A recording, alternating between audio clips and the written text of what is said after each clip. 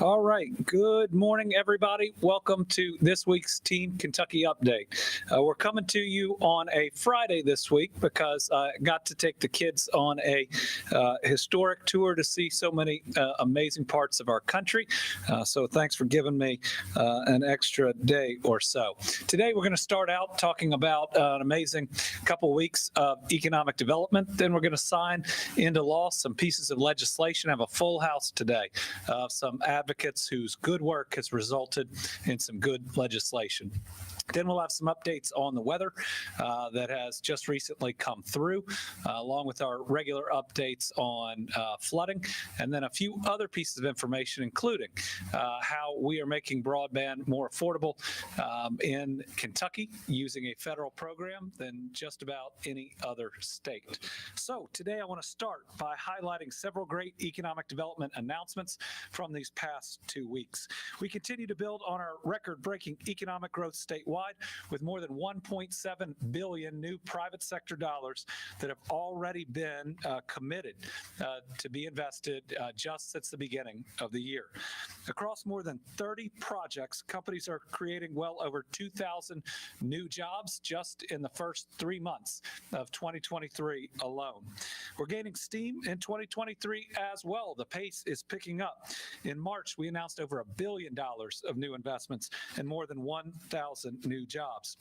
With that, since I became governor, we've announced 846 private sector announcements, totaling over $25.8 billion in new investments and nearly 45,000 full-time new high-paying jobs. So today I want to kick off this week's news by highlighting 3 site and building development projects as the first projects approved through the Kentucky Product Development Initiative. The KPDI initiative was something we went to the legislature with this last time. It was based on our experience in the Glendale area, where we ended up landing the largest economic development investment in our history with the $6 billion Blue Oval investment. And we recognized that that didn't happen overnight. The state had helped acquire the land and worked with the local officials to create an exit on the interstate to make sure we had rail. So many different investments to have that perfect site. Well, this program, which was passed, I think unanimously through the General Assembly, recognized that every area, every county, every region deserves their Glendale as well. And what it does is it provides funds to where counties can apply to either create new economic development sites, to build spec buildings, to run infrastructure that needs to be there, to work to build their Glendale for that community changing announcement that we want to help bring in the future. It was established in 2022, and it builds on our growing effort to develop land and buildings in local communities to support new, good-paying jobs and economic growth. Last week, KEDFA approved the first 3 projects, which I'm going to mention briefly. This includes a regional project with collaboration between 5 counties to make it possible. That's the type of cooperation we're seeing out there, the Team Kentucky spirit that says as long as an employer comes to our region, we know that the people of multiple counties will ultimately benefit. So the Northeast Kentucky Regional Industry Authority Incorporated and Greenup County Fiscal Court submitted a regional project in partnership with Boyd, Carter, Elliott, and Lawrence counties for the acquisition of over 240 acres in the East Park Industrial Park. This project will see $1.5 million in land acquisition. $750,000 of that comes from the PDI program. Second, the Laurel County Fiscal Court, in partnership with the London Laurel County Economic Development Authority, will build a 105,000 square foot spec building to attract new business in the London community.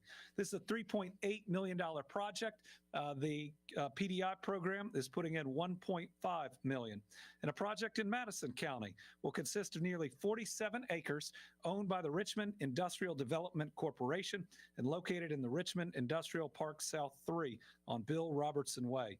The intended scope of that project is to develop and implement a land grading plan to better prepare the topography for industrial site development. The site will see $1 million in upgrades, with the PDI program putting in about $5 $500,000. These are just the first three of at least 40 awards that we believe will be made, likely in just this first round. We're right now announcing new investments every day. And what that means is we're going to need new sites to make sure that we can continue our red hot economy, having been ranked number 2 in per capita economic development in 2022. It's important that we do the work to continue this incredible streak. Remember, we can stretch our 2 best years of economic development into 3 or 4 or 5. That turns those 5 years of good work into a potential 50 years of great prosperity. Now on to some incredible company announcements. Last week, Christian County had a really good week. They saw 2 tremendous investments with job creations of over 720 new full-time jobs coming to Christian County and nearly $730 million in new investment just last week.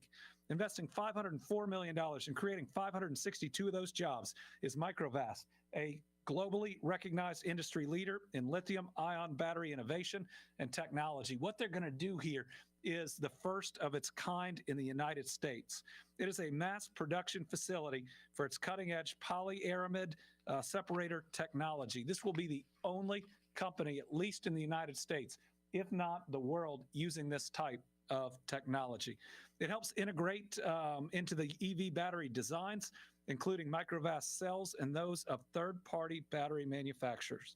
Construction is expected to begin this year and to be completed by March of 2025. Microvast investment just continues our role as the EV leader in this country.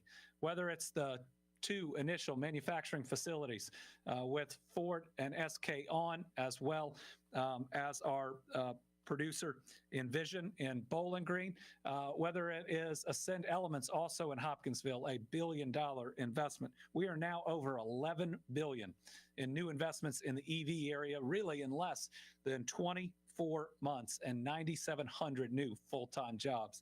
I believe that this is just the tip of the iceberg. Excited that Microvast wants to be a part of what we've got going on here in the Commonwealth. Toyota Bushuku American Incorporated is one of the world's premium suppliers of interior systems and filter manufacturers. They're the second company that announced in Christian County. The company announced plans with a $225 million investment, creating 157 full-time jobs. This new facility will be the first TBA location considered as a smart plant. The facility will employ innovative, cutting-edge technologies such as advanced robotics, planning, and automation to streamline processes, reduce waste, and enhance productivity to maximize efficiency and operations. By implementing these technologies, the company will create a more efficient and environmentally responsible operation that will serve as a model to others. The new facility will be the company's 5th location in the Commonwealth. They believe in us so much they have 5 separate locations. And it's expected to begin in June of this year and be completed in August of 2024.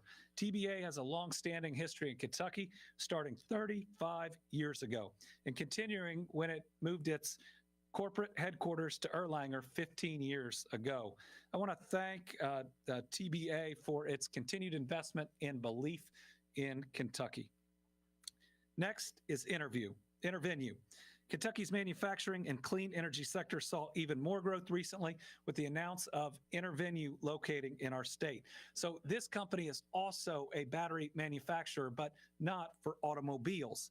This company builds metal hydrogen batteries for stationary energy storage applications, including utility scale, commercial, and residential use. So we become the leader in building batteries for automobiles, but now we've diversified the types of batteries we're going to build. These are the types of batteries for storage, whether it's in the future helping on the grid to store production when it's cheap to create energy and then supplying the grid, and or for residential use where you could potentially do the same. This is a really exciting development. This is part of the battery future that we've got to get right, and it's really exciting that it's happening here in Kentucky. So this company is establishing a new manufacturing facility in Shelby County, creating 450 full-time jobs with a $264 million phase 1 investment. For the initial phase, Intervenue is going to construct a 1 million square foot manufacturing facility on 73 acres in Shelbyville. This location will be the company's primary plant for its energy storage vessels, and all aspects of the design and testing, that's R&D, is going to occur in our Kentucky facility. Across its domestic manufacturing sites, this company expects to invest more than $1 billion. We hope to get as much of that $1 billion here in Kentucky. They expect to have more than 20 gigawatt hours of annual capacity. If you just add Ford and Envision, certainly in the automobile sector, we have more gigawatt hours of production announced in Kentucky than any other state. Add this to it, again, it's just going to attract more and more of that battery supply chain, putting us in the perfect position for this industry of the future. This is an incredible project for Shelby County, an incredible project for Kentucky. It's just going to put more eyes in the global EV market right here on Kentucky. I also want to highlight an exciting new investment in Kentucky's signature bourbon and spirits industry. Campari Group, a major player in the global spirits industry with a portfolio of over 50 premium brands, announced last week they're expanding operations in Anderson County with a $161 million investment to construct a second distillery on the company's Wild Turkey campus. The facility will create 31 full-time, well-paying jobs. You add this to an announcement we made last year in Anderson County, more new jobs in just a 2-year period than I think we've seen in the last 20 to 30. This company is constructing a brand new distillery that'll be designed to produce 5 million additional proof gallons of Wild Turkey bourbon annually, increasing the company's production capacity to 14 million proof gallons. This new distillery will provide an enhanced visitor experience, which means more tourists coming and spending their dollars in our community. And it includes an expansion to the waste treatment dry house process that will double the current dry house and waste treatment output. With this investment, the company will also upgrade the current barrel filling operation to handle the increased volumes and enable Wild Turkey to run additional mash bills simultaneously out of the distillery operation. The project is going to break ground by October and be completed by the end of July of 2025. This builds on recent bourbon and spirits growth across the industry. In fact, more growth in these last 3 years than we saw in previous decades.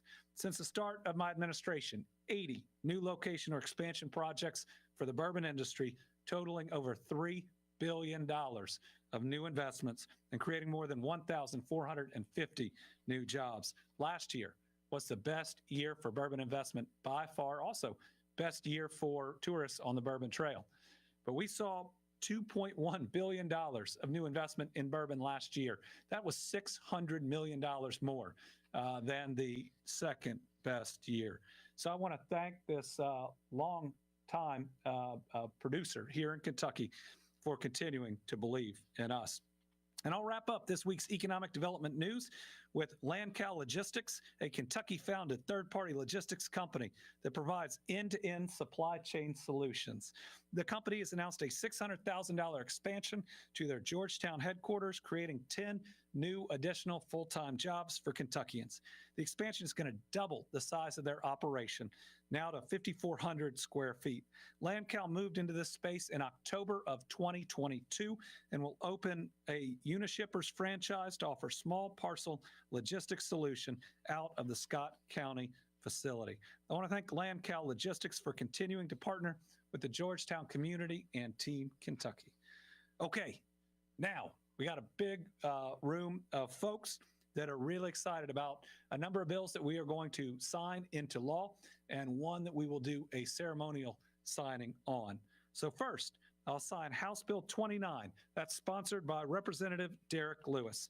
This bill removes the residency requirement for veterans to be buried in state cemeteries. This will allow more of our U.S. veterans to be honored by burial in a veteran cemetery after their death. Honoring our veterans is nothing short of a sacred duty. The freedom of this country is protected by our active military, and our veterans deserve the very best for their service. Just last week, we were reminded that whether you are in a war zone or whether you are doing drills at home, our servicemen and women make sacrifices, including sometimes the ultimate sacrifice to preserve our freedom and to be prepared in our times of need. I was at Fort Campbell at near the end of last week. It was a really tough day, but I wanted Fort Campbell, their leadership, and the families of those lost to know that all of us here in Kentucky are with them, stand behind them, mourn them, and are going to wrap our arms around every single one of those families the way we do it here in the Commonwealth and make sure they never have to walk alone. And for as long as they'll let us, we hope we can carry just some of their grief. And let me say, we continue to fully support Fort Campbell and their leadership. We believe that they have the very best practices. In fact, I got on a Black Hawk right after that press conference. And while it was for a tough reason to view the crash sites, I also wanted to do it to show my full confidence in that leadership and in our 101st Airborne. So we honor especially with burials in veteran cemeteries, those that have fought for us, those that have sacrificed for us. And we pray for those who continue to serve.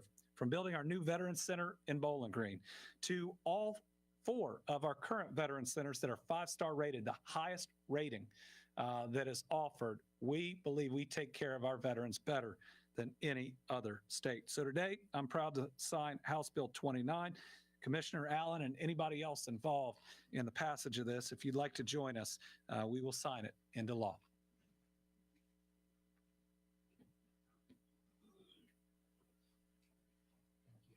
Oh, you're very welcome. Come on up, gentlemen.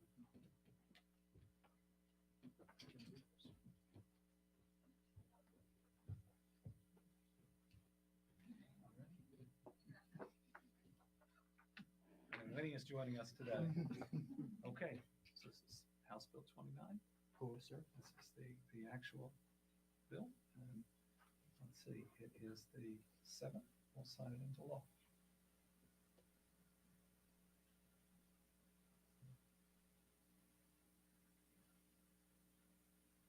Congratulations. Thank you, sir.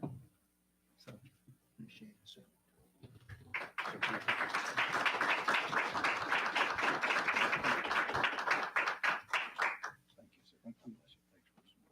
absolutely. Appreciate you, sir. Absolutely. Thanks, sir. All right.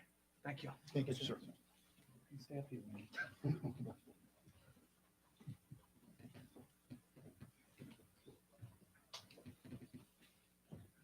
We're going to do this a couple times, okay? Next up is another bill honoring our service members. Senate Bill 40, sponsored by Senator Philip Wheeler, designates the 4th Thursday in March of each year as the Tuskegee Airmen Commemoration Day. The Tuskegee Airmen were a group of African-American military pilots and airmen who fought in World War II. Too often, their dedication and sacrifice to our country goes unrecognized, but no more. We are committed to honoring and remembering these brave Americans every single year. Last month, I was proud to take part in the official dedication of the mural and historical marker for Tuskegee Airman First Lieutenant Frank Douglas Walker. And today, I'm proud as we take another step forward in our mission to honor the Tuskegee Airmen. It's important to remember that these heroes answered the call to defend our country, even when our country wasn't always defending, honoring, or treating them the way that every human being deserves to be treated. You know, it's impossible for me to fully imagine the hurt and the lasting scars that is the legacy of slavery, of Jim Crow, of segregation, of discrimination, of racism. But we can listen, and we can try to learn, and then to act, and recognizing especially brave heroes like these who protected our country when our country didn't always protect them is one step we can make in that learning process. As governor, and most importantly as the dad of 2 young kids, creating this better world, a world that the Tuskegee Airmen provide an incredible example of what we can work towards is important, and the lasting change that can be made is special. So on the 4th Thursday in March of each year, we're going to specifically remember the Tuskegee Airmen. We're going to recommit ourselves to the selfless patriotism that they showed. We're going to work to be worthy of everything they did for us. So joining us today is Deanna Frazier Gordon and several other representatives from the Madison County Historical Society. Representative Frazier Gordon, if you'd like to say a few words, and we'd invite everybody who wants to be a part of the signing up, which we'll do after hearing from the representative. Thank you, Governor. You're welcome. It's a pleasure to celebrate the legacy of the Tuskegee Airmen. Their desire to serve in spite of racism and inequity really shows their true character and their true love of their fellow man and their country. This was especially meaningful to me because so many were native Kentuckians and 7 call Madison County home. So I would like to thank my colleagues in the House and the Senate for supporting this measure and thank the governor for signing it into law. Absolutely. All right, let's do it. Come on up, everybody. Let's see.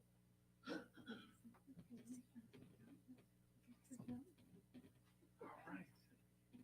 I am great. This is ceremonial sign because it's already law. We get to celebrate a very good law. That's right. All right, let's look up. And here we go.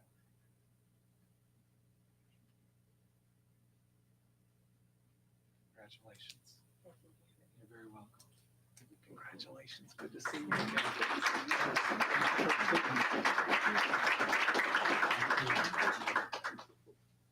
Yes. She wanted to make sure she said hi. If you all want this to be able to display. Great. All right, a couple more, Winnie. All right, next we have House Bill 9, sponsored by Representative Richard Heath.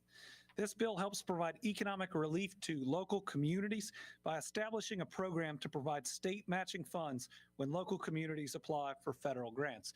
Right now, we have more grants that are out there to apply for than ever before, I think, in our history. Major infrastructure grants like the Brent Spence Bridge grant, we received the largest infrastructure grant in U.S. history. Grants for clean drinking water, grants for economic development, grants to replace lead pipes with things that are safer, grants to bring internet and digital literacy to communities, game-changing potential investments that are out there. And what this bill recognizes is we ought to be helping each and every community take advantage of this moment to ensure that we can bring as many of these dollars to Kentucky to make historic gains. During a time when we're experiencing so much economic prosperity, it's our responsibility to ensure that it reaches every single community. And securing more of these federal dollars and grants can help our communities ultimately thrive and make sure that we're bringing a Glendale to every single community. During my administration, we provided billions of dollars to local communities to support cleaner drinking water, better internet, education, public safety, transportation, and more. This new government resource accelerating needed transformation program, which we have an acronym for everything, will be the GRANT program, will help us get more funding to our local communities. This is, I mean, we were just number 2 in the entire country in per capita economic development. You realize we were number 3 in the country in micropolitan economic development, meaning creation of rural jobs. This is just going to continue that at a time when business is coming to people instead of expecting just people to come to business. Think about what we can do. When we announced the biggest job creation announcement in Breckinridge County, 80-something jobs, what it meant to that community cannot be overlooked. And it's grants like this, grants that went to their ACT that were able to make that happen. So I'd invite up Representative Heath as well as Commissioner Keene, who's going to help implement this, to say a few words, and then everybody who worked on getting the bill passed. Thank you, Governor. You're welcome. Appreciate it. So it's good to be here today. Excited about having the governor sign House Bill 9 into law. I want to thank my colleagues in the House and the Senate for helping move this forward. As you know, this is a team effort. Nobody does this all by themselves. So this is a once in a lifetime opportunity to leverage federal funds to help build local economies in Eastern and Western Kentucky. So I'm incredibly pleased here today that the bill is moving forward and receiving its due time in the spotlight. House Bill 9, as the governor said, establishes the government resources accelerating needed transformation, the grant program. It will provide support and grant funding for communities that are impacted by the loss of coal-related jobs. So in addition to the bill, this also puts in $2 million in funding for the next fiscal year and directs the Department of Local Government to partner with Kentucky Council on Development Districts to make all this happen. So we'll have the funding for this in the 2024 budget year. I'll give you one example. Our neighbors to the north, Indiana, took $500 million in state funding and leveraged almost $10 billion in federal funding to bring about transformation in their communities. So we're a little late to the game. I wish we could have done this a couple of years ago, but we're doing it now. And we know that the communities that were affected by the reduction in coal-fired plants and coal mining will benefit from these, and we're excited to see what comes about. Great. Commissioner? Thank you, Governor. The words you used, Governor, is spot on. This is a tremendous game changer for Kentucky. Too many times we have the most neediest of counties that are impacted by either floods or tornadoes or what have you. Their tax revenues are down. They qualify for $1 million grant, but they can't come up with a 20% match. So we've had to turn our back on them. Well, this governor changes the game for those folks. So now there'll be an application process done through the Department of Local Government, and we'll see that those funds get out there, and we change that into a lot of economic development. Great. We invite everybody up who wants to be a part of the signing. And all I'd add is, as co-chair and the governor's co-chair of Appalachian Regional Commission, I think you're going to see a couple programs announced in the near future that can work very well with this to ensure that local communities have grant writers and can fully take advantage of this opportunity. You're good.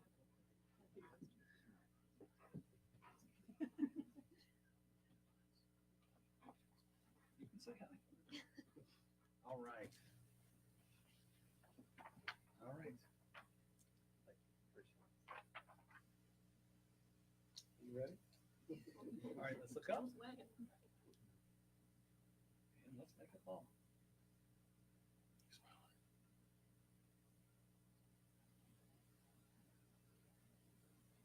Congratulations. Thank you. All right. Appreciate all you guys. Thank you, Governor Gill. There's for you all. All right. All right. Can we just pass them out? You got it? There you go. All right. Thank you all very much. Congratulations. Thank you. Thanks for letting Winnie be part. Yes, we're all sharing. Thank you. No, she's hoping for something else. That's right. You're doing a good job. All right. Next up is House Bill 21.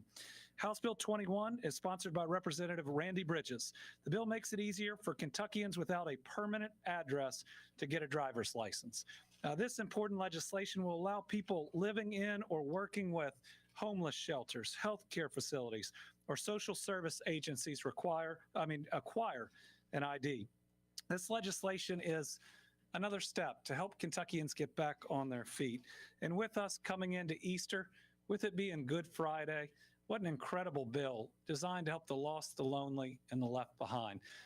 Recognizing that there are impediments, that if you want to qualify for Medicaid, oftentimes you are going to need that type of ID. This is a good piece of legislation. It recognizes, I think, that every individual is a child of God and is a good step towards helping everyone have an opportunity at prosperity regardless of what they've been through. So it gives me a lot of pride to sign House Bill 21, knowing it's going to help a lot of people. Today we have Adrian Bush, Director of the Homeless and Housing Coalition of Kentucky, George Eklund, Director and Advocacy for the Louisville Coalition of the Homeless. If you two would like to join us and say a few words, we'll then do the signing with everybody who wants to be a part. Come on up.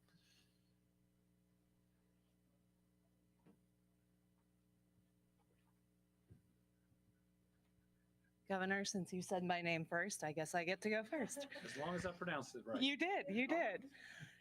It gives me great joy to be here this morning. We began working on the ID issue for people experiencing homelessness in Kentucky in 2011. There was some initial legislation passed, and then as you know, things have changed a little bit over the last 12 years. We needed to make some needed updates. And we really appreciate the cooperation, the championship from the General Assembly, as well as the administration. And we're really grateful to see these changes made and get people back on their feet. With that, I'll turn it over to George. Yeah, I'm very excited that we're here today. We started this conversation 3 years ago, and for others, it was much longer that we've been having this. So for me, I believe that a house is a foundation that all of our lives are built upon. It's where we go home after a bad day. It's where we get ready for that job interview. It's where we get our kids ready to go to school. And for too many Kentuckians right now, they don't have that essential need. People that are experiencing homelessness face countless barriers to get into housing, to maintain housing, and to really take that step forward. So House Bill 21 is a great tool that we're giving to our service providers to get people into housing. It's really opening the door for people to be in charge of their own destiny and move towards a better future off the streets. So, I have to say thank you to our sponsor, Representative Bridges. I have to say thank you to Senator Higdon and also Senator Buford, who helped pass that bill years ago. So, and thank you to the governor's office for helping us out with this. Absolutely. Anybody who wants to join us, come on up.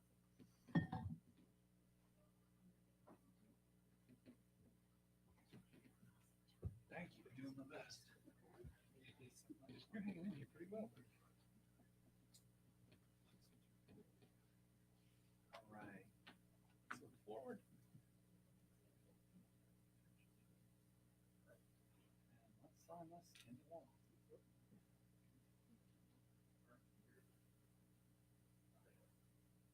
Congratulations. Thank you. So much. Thank you for all you do for Absolutely. Kentucky. Thank you.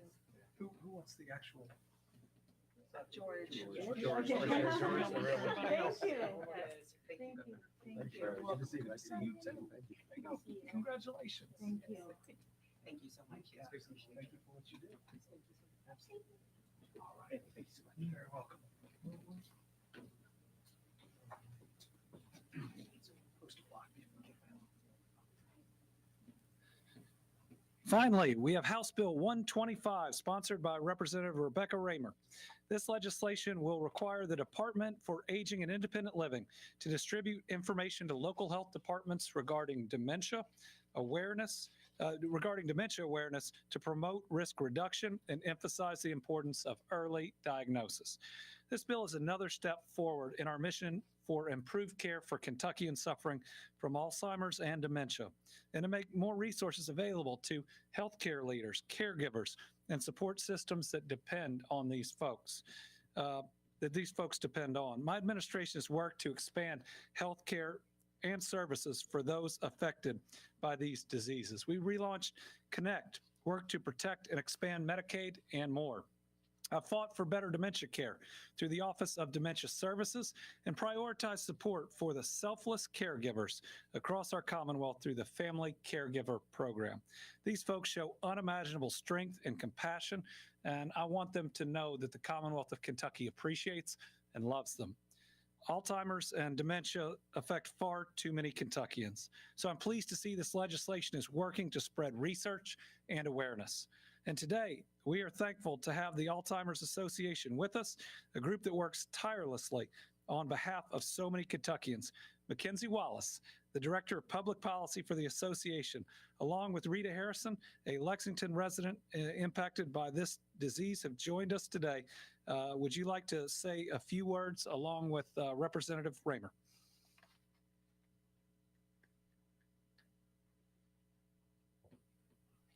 Congratulations.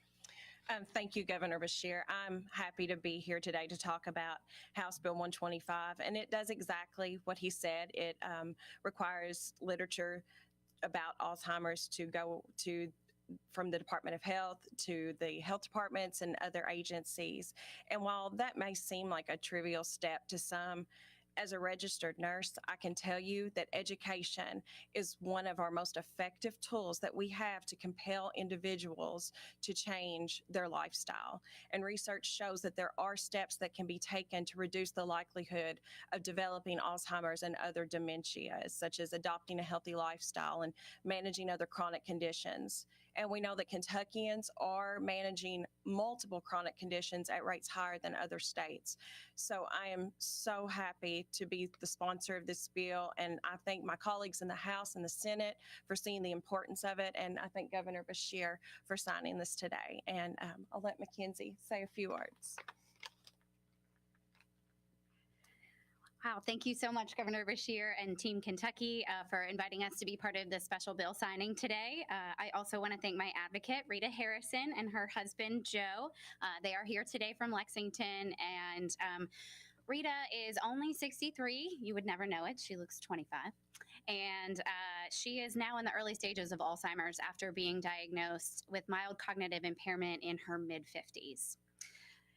As both Governor Beshear and Representative Raymer mentioned, House Bill 125 is a simple bill, but it's representative of a first step because this is the first piece of legislation that will address Alzheimer's and dementia through the mechanism of public health. Again, as they mentioned, it will require the Department for Public Health to collaborate with the Office of Dementia Services to integrate information on brain health and risk reduction into existing materials on the management of chronic conditions like heart disease, diabetes, and COPD. As Representative Raymer mentioned, many Kentuckians suffer from one or more chronic conditions, but even worse, so many of those Kentuckians are unaware that those chronic conditions can greatly increase their risk of developing cognitive decline. So with these updated materials that we will help the Office of Dementia Services and the Department for Public Health create, they will then be distributed to our local health departments, our area agencies on aging, and our senior centers. This bill embodies the spirit of Team Kentucky because it fosters interagency collaboration and it highlights the true bipartisan impact of this disease. This bill was championed by Representative Raymer, and then it had several co-sponsors from her colleagues across the aisle. At the association, we like to say that some of us are blue, some of us are red, but we're the strongest together when we make purple. So thank you all so much for inviting us here today and for supporting us in the fight against Alzheimer's. All right. Anybody you want to invite up? Yeah, Rita, come on up. How are you? Welcome. Nice to meet you too. Yes, come on. Come on and join us.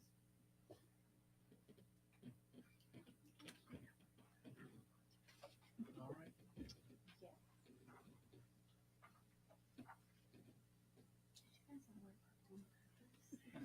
Let's look up. Let's make a walk. Let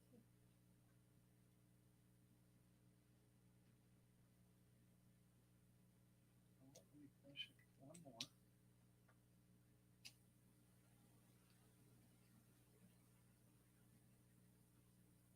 So I can give you a pen, and I can give you one too. You're very welcome. Go right ahead. So, congratulations. You're very welcome.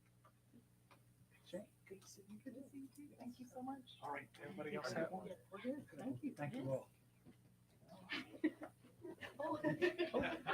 Come here, Wendy.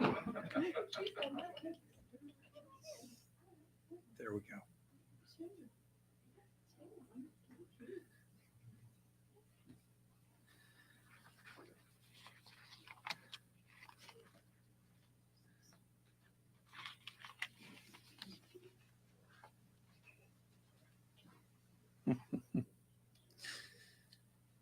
All right, so that concludes our bill signings. Thank you to everybody who worked so hard on them. That's funny. I think Winnie is chasing someone out of the room whose pet she liked the most. Let's talk for a minute about weather that has recently come through. This week, we experienced more severe weather with dangerous straight line winds and a confirmed EF1 tornado in Louisville. Damage was seen from western Kentucky into the central area and northern Kentucky. Most reports included roof damage and damage to homes and buildings. One apartment complex in Louisville saw a structural collapse, resulting in one injury. Unfortunately, 50 people were displaced, but the city and teams are working to help each of those folks. Sadly, Louisville is also where we lost one individual to the storm. Certainly, we are praying for that individual and their family. Last Friday, we also saw serious storms and wind in Western Kentucky. One community that was hit hard was Hopkinsville. I'm traveling there today, right after this press conference, to view the damage. But when you think about even just the pictures we've seen, it's a miracle that not one person was killed and no one was seriously injured. The mayor there, pretty incredible when I talked to him right after. He said everything that's been damaged can be fixed. All of our people are still here with us. This is another reminder that we have to be weather aware, and we have been. When you think about everything we've been through, especially since the flooding, and how few people we've lost, just remember to stay alert. And we've had a lot of them, and I get that, but don't get tired. Make sure you're protecting yourself and others. The steps that we've taken together as a community of Kentuckians, people being aware, the meteorologists getting out the word, have worked and have saved lives. Update on flooding in Eastern Kentucky. To date, the Commonwealth Sheltering Program has 160 households in Eastern Kentucky. That is down 19 that are in travel trailers. Again, that's a really good sign. See how many more households that have transitioned out than we have actual households currently in travel trailers.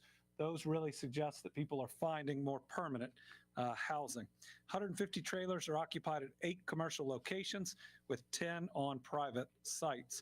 Since March the 23rd update, we were able to close the Clay County Government Campground site due to survivors finding more permanent shelter. We still have 4 people sheltering in 1 hotel and 16 in-state parks. FEMA's now approved more than $104.1 million in individual assistance. This is an increase of $897,000 from last week.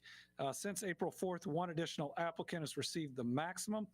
693 survivors have now received the maximum FEMA award. If you need help, visit one of our multi-agency resource centers. Now, we continue to see approvals come in for the property acquisition program. This is called the buyout program. Listen, I've been critical of FEMA when they've fallen short. This is an area where I believe they're doing better than they've ever done before. Normally, this program takes a year and a half or 2 years before the first purchases of properties from FEMA come in. This is FEMA purchasing your property if you're in the flood zone to try to provide you the dollars to move to higher ground. And because FEMA won't cover you a second time if you're in a flood zone and you've received individual assistance. This is the fastest payouts have come in the FEMA buyout program, I believe, in its history. As of March 27th, over $22 million in awards have been approved through the program, an increase of $5.1 million since our last update. The awards account for 126 properties in Perry County, City of Jackson, Breathitt County, Letcher County, and Knott County. Homeowners that want to learn more are encouraged to contact your county judge or your emergency management office.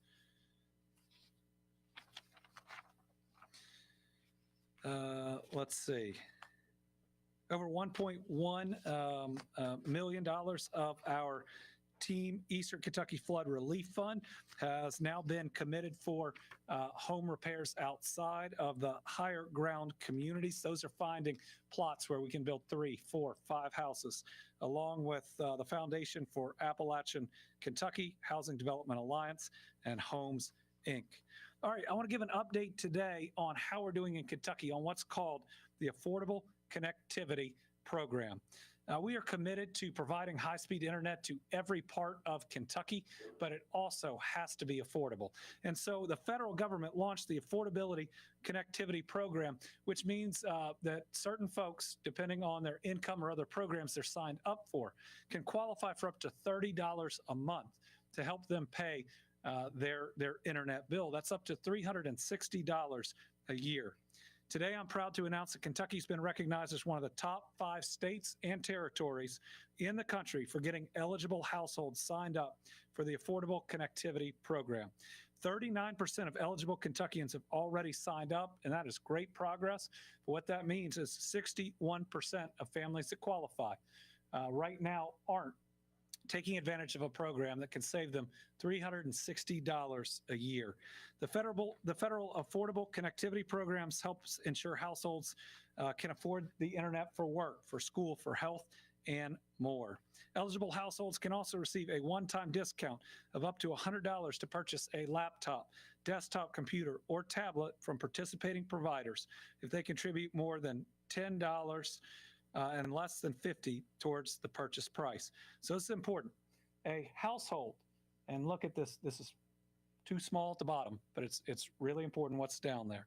A household is eligible for the ACP program if the income is below 200% of the federal poverty guidelines, or if a member of the household receives any one of the criteria below. If you've received a Pell Grant during the current year, then you are eligible for this program. If you meet eligibility criteria for a participating provider's existing low-income internet program, or if you're on any one of these assistance programs, then there is $360 out there a year to help you afford internet. Free and reduced price school lunch or school breakfast program, SNAP, Medicaid, federal housing assistance, SSI, WIC, Veterans Pension or Survivor Benefits, or Lifeline. Information is on the screen right now to check to see if you are eligible. We want as many people to sign up for this, especially in times of inflation.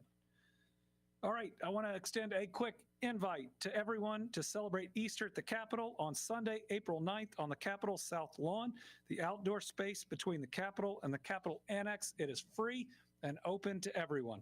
We're asking everyone to arrive around 2. Just like last year, we'll have family fun activities such as an Easter egg hunt, festive games, crafts, food trucks, and a special appearance by the Easter Bunny. Winnie and I got to meet so many of you last year. She even dressed up in an Easter Bunny costume. We'll see if she's willing to put it on again this year. So I hope you'll join us again for a really fun day for the whole family. You know, for many Kentuckians, Easter affirms peace and courage, knowing that our purpose is always greater than the challenges we face. Easter is a special time, a time of rebirth, a time that many of us view as the most important holiday for our faith, where we can recognize, sacrifice, and pledge to be the type of people that follow the example of our Savior. We're really looking forward to celebrating Easter with as many families as we can here in the Commonwealth. Easter's pretty important to me and my family. You know, my faith drives the decisions that I make. It's a part of who I am. It's how we're raising our children. And so this is a day on Sunday where those of my faith say he is risen. Other people respond, he is risen indeed. And I think every time we do that, it's a recommitment to living out the example of loving our neighbors as ourselves, of doing right, of looking out for the lost, the lonely, and the left behind, which we did today. Okay, a quick update on public health. COVID-19 activity remains stable, and all Kentucky counties have low COVID community levels, though a new map will come out tonight. Last week, the CDC released data about the monkeypox vaccination rates state by state. Kentucky's estimated population at risk is 19,344. 21% of that group has received 1 dose of the monkeypox vaccine, and 12% have received 2 doses. Nationally, those numbers are about 36.7% and 22.7%. We have these doses available for those who are interested. Also, this week, April 3rd to 9th, is National Public Health Week. That's a week we ought to remember to thank our public health heroes. The courage that they show every day is impressive, but what they did through this pandemic was truly living out their calling. So thank you to all of our national public health workers. And finally, our Team Kentucky All-Stars, the Transylvania women's basketball team, which made history last weekend, securing the national title in the NCAA Division III championship game in Dallas. They were undefeated the entire season. Their win over Christopher Newport University capped off an incredible season. This incredible team secured the first national title in Transylvania's history as a school. So it gives me a lot of pride to name the Transylvania women's basketball team as this week's Team Kentucky All-Stars. Congratulations to the Pioneers, their coaches, and all the fans out there celebrating this incredible season.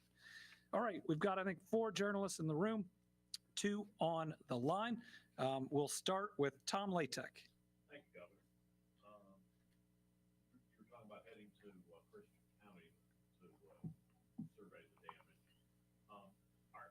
Is there any state aid currently being offered to them, and also in Jefferson County where they've had as many as 3 tornadoes there in Beach County?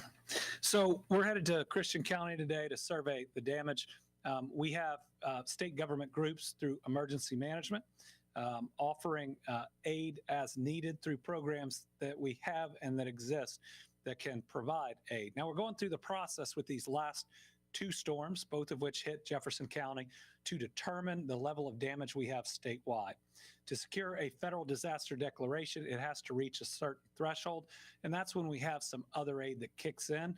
I would expect for those storms that we at best will qualify for public assistance, which helps us in some of the infrastructure and other repairs that need to be made. I don't currently see enough damage to believe that we would receive public assistance in those. Jefferson County, I know, has been working really hard with those that were housed in that apartment building collapse. Amazing that they all made it out. I know we have 1 current injury there. We are working with Jefferson County, but their emergency management has taken the lead and is doing a very good job. Carolina. Governor, what are your overall thoughts of this past legislative session? Do you believe the state is better or worse off?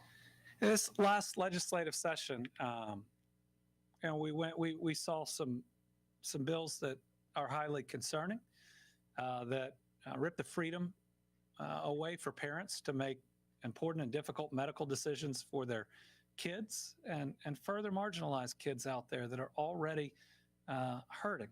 On the other end, we saw things passed that people have been pushing for a long time. We saw medical marijuana passed into law. We saw sports betting passed into law. In many ways, I think we saw the best of bipartisanship, people coming together, requiring Democrats and Republicans, people from all over the state passing those last 2 bills.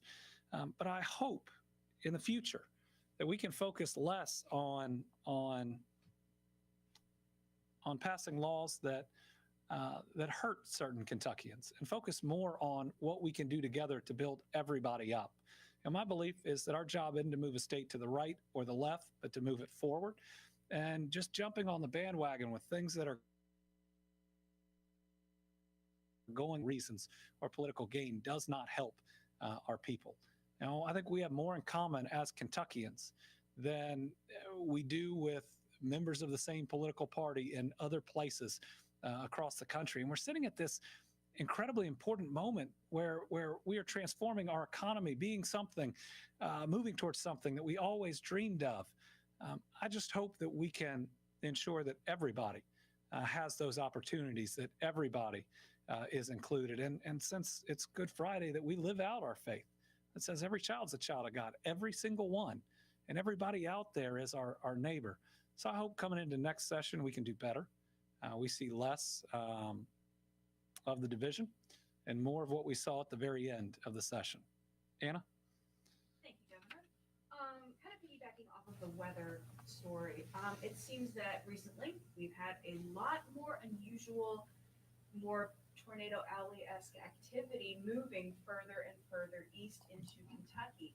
Now, has the has emergency management kind of looked at the system and thinking that they're going to reevaluate public safety guidelines during tornado season or even outside of it, since it has kind of become more of a repeat issue, and especially, Jefferson County, not really someplace where we're used to seeing this. Yeah, we are seeing more severe weather in this last 2.5 year period than many of us can remember. It's so recent; it's hard to draw conclusions about whether or not that this is going to be our new normal or not. But what I can say is we've already learned some really important lessons in it. What we've learned is if we communicate, and that's the media, that's government, that's everyone, well in advance of these weather systems that move through, if people recognize how serious they are, that we can take small steps without altering our lives in significant ways to make sure that we all get through it. And that's that from time to time. Businesses let off a little early. That's how we protect our people and their employees. It's ensuring that everybody has a weather radio and a plan and takes it seriously. What I've seen, especially since the tornadoes in Western Kentucky, is that a new level of awareness, not just across those that want to get the message out, but amongst Kentuckians as well. And the thing that I take heart in is how many people check on other people right now before those come. It does need to become, though, a part of every business model about what you do with inclement weather. It needs to become a part of every nursing home, every area that takes care of people, how we deal with this. And in an age where we have all these tools, dealing with it with as little disruption as possible. If it means we need to cancel doctor's appointments at a hospital because we don't want people out on the road, how can we reschedule those as quickly as we can? That, at least, I think, is part of a new normal, not necessarily because we think we will continue to see as many, but because we want to protect people better during them. Steve. Thank you, Governor. Question on sports betting. I've been told that the KHRC is looking to expedite the process and getting regulations and licenses up. Is that something you're encouraging? And if yes. So, what resources does the commission have, or what resources do they need to do that? So the question is on sports betting, and yes, this administration is for expediting the process, but getting it right. We get that for a long time, folks around Kentucky, including myself, have wanted sports betting to become a reality. And the timing on when people can place their first bet depends on two things. First, the Attorney General will tell us the date, the first date that laws passed that didn't have an emergency clause take effect. But this one will require that and getting the regulations set and ultimately the system up. I was just talking today with our core team, which we're going to expand out, about how we want to move as quickly as possible. That's looking at best practices from other states. I was just in touch with New Jersey's governor, and they're going to offer some technical assistance. Ohio did this really recently. Let's pull theirs. I mean, we're not the first person to build this wheel. And what we want to do is look at all the various regulations, especially those that are closest to the system that was passed into law here in Kentucky. We can also look at their results. 1 year to 10 or even 20. We've got to get it right, but we understand, especially as NFL season is going to loom in this next year. The people are really excited about this, so we want to get it up and going as quickly as we can, but also to do it right. I can't tell you I have a date. I would really like to have it ahead of that first NFL game, knowing that that is a big starting date for people. But we'll give updates. If we are going to hit or not hit that date, I'll certainly be communicating about it. And again, we want to get it right, but we want to get it done as quickly as possible. We have Karen Czar on the line.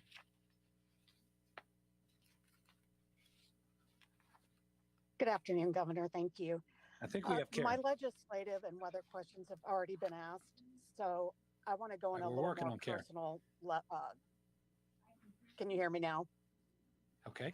Hello? Can you hear me? So right now we can't hear Karen in here, though I do think we have contact. Can you relay her question? Okay, my legislative and weather questions have been asked. I'm going to go on a personal note. The governor touched on his faith already, but this is the first Holy Week and Passover, in which we did not have to have any COVID recommendations. How does it feel going into, as he said, the most special time for Christians and for the Jewish community to celebrate where there are no restrictions? That's amazing. It is incredible to be able to gather together. I'll be at Beargrass along with our church family this Sunday. A chance for us to worship together, a chance for families to get together on that really special day and know we're safe. This is the lowest level of COVID for an Easter we've had since the very first case in Kentucky. It shows how far we've come. And to me, it also shows that God is good, even when it's tough. When we started this pandemic, the approximation of how many people we'd lose was so much higher than how many we've lost. The estimates of how many years it would take to get a vaccine. I give a lot of credit to science for helping us get where we are today, but I give all credit to God. I believe how well our hospitals did. I believe how we were able to get those testing locations set up, the largest testing network made from scratch I think the country has ever seen. How quick and how effective the vaccines are, those are all gifts from God. And we get to get together this Easter and give him thanks for so many of us still being here together. You know, for me personally, we'll have 3 less people at our Easter table this year than we did 3 years ago. 2 family members, 1 very close family friend taken from other diseases. But while we miss them, it reminds us how special Easter and other times that we get together are, and knowing how safe it's going to be for everybody sitting at that table this year is pretty special. So to everybody out there, happy Easter. Pretty incredible.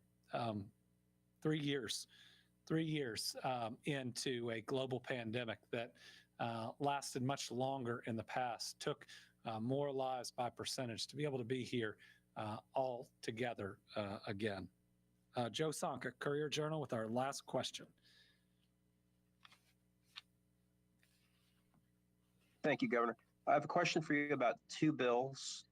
First, you signed House Bill 5 last week on the bourbon barrel tax, which was opposed by some local government officials in those counties. Wondering if you can explain why you decided to sign that bill.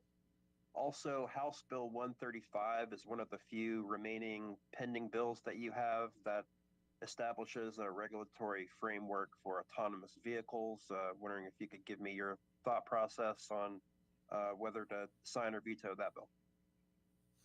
Well, I expect to take action Monday or Tuesday, which is the last day on the autonomous vehicle bill. We'll provide our reasoning for any action we take at that time. The bourbon barrel tax bill had major changes at the end. And admittedly, it's tough on a lot of those counties. They did not see the committee substitute that came at the last moment that it did a lot.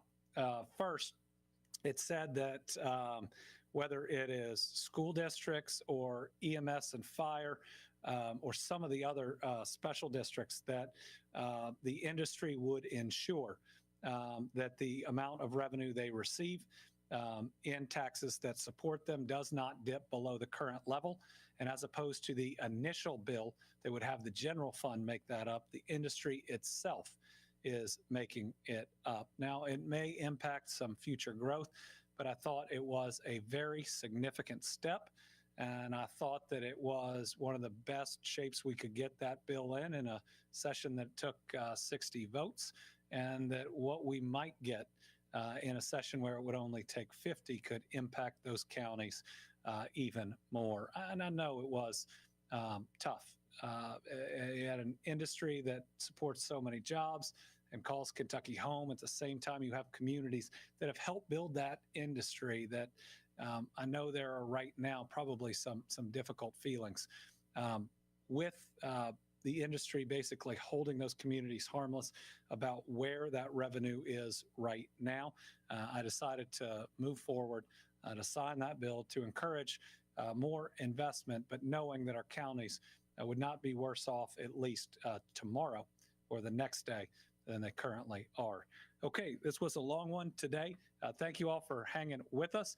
We'll be back next Thursday at our regular time. Thanks to Winnie for being a good trooper here today. Thank you to all the advocates that are with us. Thank you for all these companies investing hundreds of millions, if not billions of dollars. Everybody, happy Easter.